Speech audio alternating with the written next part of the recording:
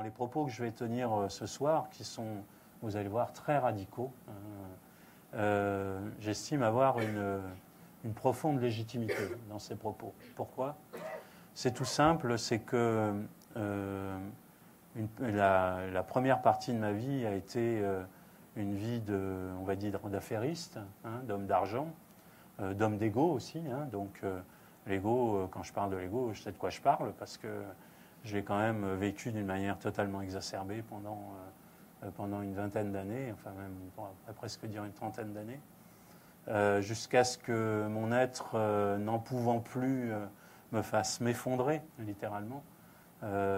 C'est-à-dire pose des circonstances de vie qui ont fait que radicalement j'ai dû changer de perspective tout simplement pour survivre, pour rester vivant. Et à partir de ce moment-là, ne sachant pas du tout dans quelle orientation me tourner, parce que je suis un rebelle dans l'âme, je suis vraiment quelqu'un d'absolu, donc je ne peux pas du tout me contenter de réponses toutes faites, d'expériences qu'ont accompli les autres avant moi et qui me donnent des recettes. Ça, je suis incapable de le faire. Ça passe pas. Mais j'ai essayé, mais ça le fait pas. Donc il m'a fallu trouver mes propres réponses et ça a commencé par la petite porte, en fait. Donc quand je me suis dit que la voie matérialiste n'était pas la bonne pour moi, je me suis dit, bon, si la voie matérialiste n'est pas la bonne, c'est la voie spirituelle qui va peut-être être la bonne. J'avais aucune certitude dans ce sens-là, mais de toute façon, c'était où je mourrais, où je passais à autre chose. Donc, bon, je n'avais pas vraiment le choix de passer dans le spirituel, c'était simplement un instinct de survie. Et donc, comme je ne savais pas du tout vers quelle orientation me diriger, vers qui me diriger, mais que j'avais eu quand même des signes avant-coureurs, puisque quelques mois avant de m'effondrer, je m'étais mis à parler la nuit, mais pas à parler comme on parle des fois la nuit, non, à raconter ma vie à ma compagne de l'époque d'ailleurs, qui la première nuit, le matin, ça faisait une drôle de tête quand on a pris le petit déjeuner. Je lui dis mais qu'est-ce qui se passe, ça va pas? Il dit non, ça va pas du tout. En fait, j'avais une vie un peu dissolue à l'époque, c'est-à-dire j'étais pas très très fidèle, et j'avais commencé à lui raconter tous les tenants et aboutissants de ma vie dans la nuit, par le détail, et ça a duré un mois comme ça, mais bon, ça a été quelque chose d'absolument hallucinant, ça s'est jamais reproduit d'ailleurs. Bon, je suis devenu plus transparent, heureusement, mais ça s'est jamais reproduit, mais ça m'a interpellé à un point. J'ai commencé à m'intéresser à ce que pouvait être la médiumnité. Et puis, je sentais bien que ce n'était pas ça. Donc, je me suis intéressé au channeling à une époque où channeling, on n'en parlait pas encore. Il y avait quelques Américains qui en parlaient, mais très, très peu de choses. Pratiquement pas de choses écrites, rien. Donc, ça, c'était les signes avant-coureurs avant mon effondrement. Donc, je m'effondre, je cherche. Donc, je prends les outils qui sont à disposition, le tarot de Marseille, je commence à... On me dit, faut méditer sur une lame du tarot. Je dis, ouais, bon, ok, on va faire méditer sur une lame du tarot. Pendant plus d'un mois, j'ai tiré la même carte. La 13. Ouais, la carte sans nom, donc la mort. À une époque, à un moment où je voulais me suicider. Donc, vous voyez un peu ce que ça pouvait me faire. Donc, ça, c'est, vous voyez, quand on est têtu, les choses se mettent bien en place. Et puis, je me suis intéressé à l'astrologie, à la numérologie. Et puis, à un moment donné, je me suis dit, bon, de toute façon, c'est la tradition qui porte le sens. Donc, je me suis mis, comme je suis quelqu'un de très analytique, enfin j'étais quelqu'un de très analytique, très mental, je me suis mis à lire, à dévorer tout. Donc j'ai tout lu. J'ai lu toute la théosophie, l'hermétisme chrétien, l'hermétisme tout court. Je me suis intéressé à tous les grands écrits traditionnels. J'ai appris la Kabbale tout seul, en méditant sur l'art de la Kabbale. J'ai enseigné d'ailleurs la Kabbale pendant 10 ans. Ce qui m'a permis d'ailleurs d'écrire le livre sur les anges. Non pas parce que j'avais une grande connaissance des anges, mais parce que les anges me l'ont demandé. Alors je ne voulais pas le faire, parce que je savais ce que ça allait m'impliquer sur le plan énergétique, en termes de travail sur moi. J'avais bien vu, hein, ça n'a pas été une sinecure. Il y en avait, c'était facile, mais il y en a eu d'autres, ils ont été vraiment difficiles à digérer. Et puis, donc j'ai suivi un parcours qui très rapidement m'a ouvert à la canalisation, donc au channeling, ce qu'on appelle le channeling. Canalisation qui m'a mis en contact avec d'autres états de conscience que ma conscience ordinaire. Alors, au début, j'ai été en relation avec des maîtres, avec les anges, et puis ça me suffisait pas. Donc je me suis dit, bon, à partir du moment où il y a matière, il y a conscience, il y a atome, donc il y a conscience. C'était un livre de Bellet qui m'avait mis sur la piste, qui s'appelle, je crois, La conscience de l'atome, ou un truc comme ça. J'ai commencé à canaliser la chaise sur laquelle vous êtes assis, le pylône électrique, l'insecte, dans la nature, les arbres, enfin tout. Et j'ai commencé à discuter avec tout le monde. Et puis après, je me suis un peu éloigné, j'étais un peu plus loin, etc. Et ça m'a permis donc déjà de découvrir d'autres champs de réalité que celui dans lequel on était, et très très vite de quitter les référentiels, on va dire acquis, type chakra, aura, etc. Enfin, tout ce qui n'est pas faux en fait dans l'absolu, mais qui, pris dans le sens où on l'a trop longtemps pris et où on le prend encore, constitue en fait une forme de croyance et une forme d'enfermement énergétique qui empêche d'évoluer. Bon, je vais pas vous passer en revue tous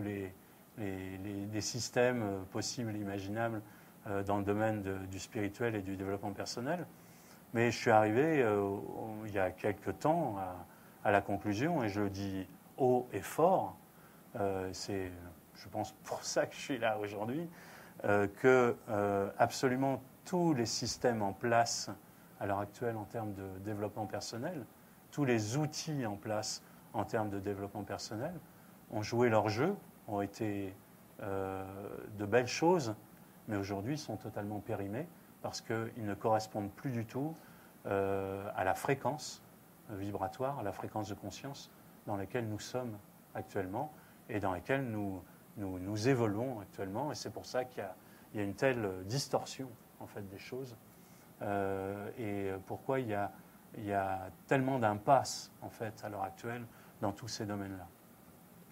Bon, on sait aussi aujourd'hui que sur le plan plus de la conscience ordinaire, la voie matérialiste, bon, on a vu où elle mène, hein, elle mène dans l'impasse. Les religions, c'est pareil, hein, c'est pas notre être dont on parle, c'est de croyances, c'est de solutions qui seraient censées s'appliquer à tout le monde. Mais est-ce qu'il y a une solution qu'on puisse appliquer à tout le monde? Je ne sais pas ce que vous en pensez. Moi, je ne pense pas. Hein, je ne pense pas qu'il y ait un modèle applicable à tout le monde. Les grands maîtres spirituels, je dirais, c'est pas moi qui le dis, c'est le Dalai Lama qui l'a dit au mois de novembre, dans une interview au journal Die Zeitung, qui est un hebdomadaire allemand. Il a dit c'est ma dernière incarnation, je ne m'incarnerai plus.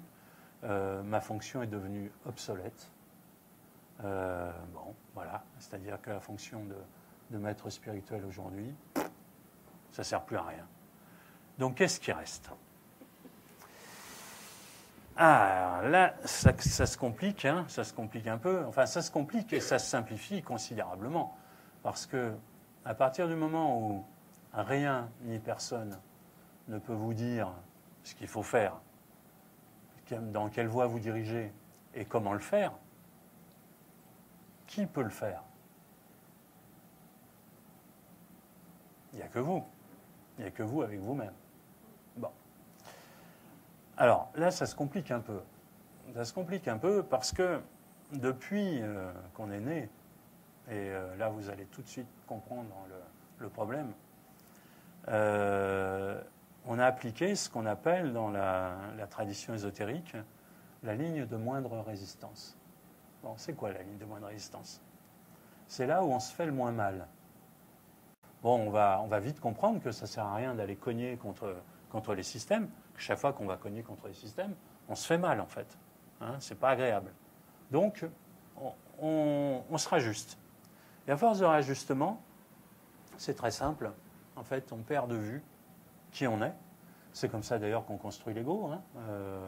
Le mécanisme de Lego se construit sur ces attitudes d'action-réaction hein, et d'aller-retour hein, permanent.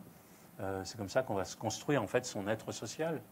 Et puis alors après, n'en parlons plus. Hein, une fois qu'on est adolescent, adulte, etc., et qu'on est rentré dans la vie d'adulte, là c'est devenu, je dirais presque une caricature de nous-mêmes. Et le problème, c'est qu'à un moment donné, il y a confusion des genres. C'est-à-dire qu'on croit être qui l'on est à l'extérieur. Hein, comme moi, je l'ai été en tant qu'affairiste, homme d'affaires, en croyant que c'était moi. Et puis, le jour où cette coquille sociale s'est effondrée, et que j'ai regardé à l'intérieur de moi, qui y avait? Il n'y avait personne. Il n'y avait personne. Je ne savais pas qui j'étais. Moi qui étais Daniel Brié le Grand, reconnu dans le domaine des affaires, d'un seul coup, je me rendais compte que, en fait, j'étais rien. Et cette gageure, en fait, que nous vivons au quotidien, en fait, nous nous rendons même pas compte que nous sommes dedans. Alors, c'est d'autant plus compliqué quand on se préoccupe, comme vous le faites, de conscience et de se développer et de chercher, etc. Parce que dans la toute bonne foi que vous avez, dans le cœur que vous avez, dans l'amour que vous portez dans les choses, vous y allez, quoi. Vous cherchez. Vous cherchez, mais vous cherchez à travers quoi? Alors vous cherchez à travers vos propres expériences. Vous allez me dire, vous cherchez à travers vos propres ressentis. Et ça, c'est vrai. Sauf que vos ressentis sont teintés, passent par le prisme de toute cette ligne de moindre résistance. Donc la façon en fait dont vous percevez les choses qui viennent à vous et que vous ressentez à l'intérieur de vous sont entachées de vos prismes, des prismes que vous avez construits depuis votre naissance. Et du coup, en fait, vous ne savez pas qui vous êtes, vous n'avancez pas dans votre voie d'évolution, et en fait, vous tournez en rond. Bon. Et là, ça pose un très grave problème parce que ce cercle infernal, il n'y a rien ni personne qui peut nous aider à en sortir. Rien. Il n'y a aucune solution à l'heure actuelle fiable pour en sortir. Alors, n'allez pas vous suicider en sortant de la salle, hein, ce n'est pas la peine. Ne vous inquiétez de rien. Pourquoi on arrive à cette étape-là? Tout simplement parce que depuis toujours, et ça si on regarde bien, tout est écrit, tout a déjà été écrit depuis fort longtemps. On nous parle d'être, on nous parle de présent, on nous parle d'ici et maintenant, etc. C'est-à-dire tout a été dit, tout a été écrit, et ce n'est pas plus compliqué que ces mots-là.